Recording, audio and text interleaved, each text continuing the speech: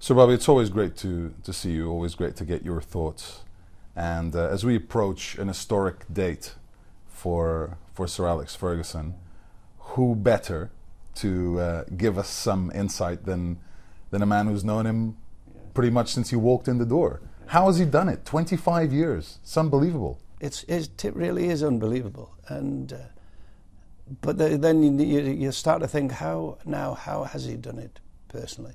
And I've been as close to him as anyone really, but I still don't know all the things, you know, that's in his mind. He is a genius. I wanted him to come really badly the first time I saw him, when I watched him play, when I watched his team, Aberdeen, beat Real Madrid in Gothenburg, and he was running up and down the line, and he was living every minute of the game, and not only that, it worked, because they actually outplayed Real Madrid.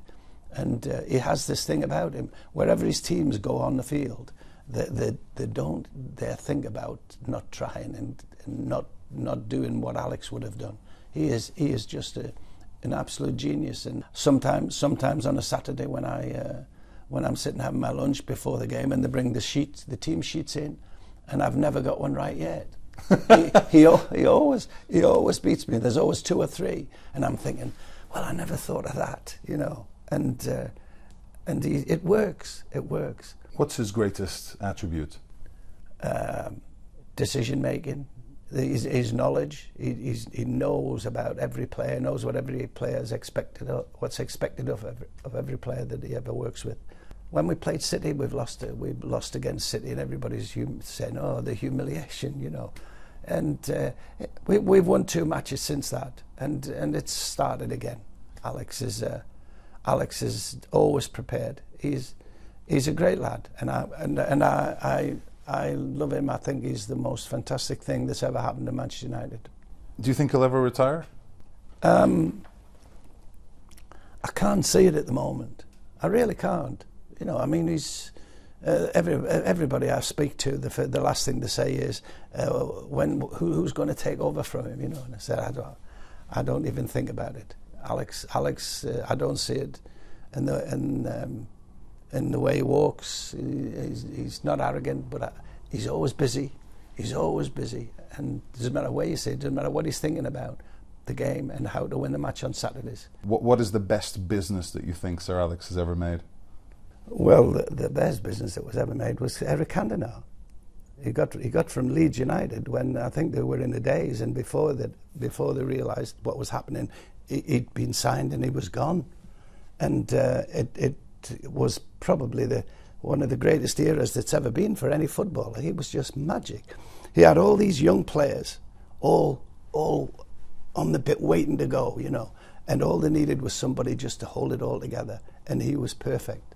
What about a story that you have with Sir Alex that shows the kind of person he is, the character he has? We've had many years of friendship. Whenever we go to a function or we're together, he always says something like, "Here's Bobby Charlton, and between us we have 107 caps for our country," you know, and I had 106, and the crowd went mad, you know, they were shouting at him. But he's more than made up with than not being able to be not just a great footballer, but a great manager and a great football person. Brilliant. One final question about Wayne Rooney.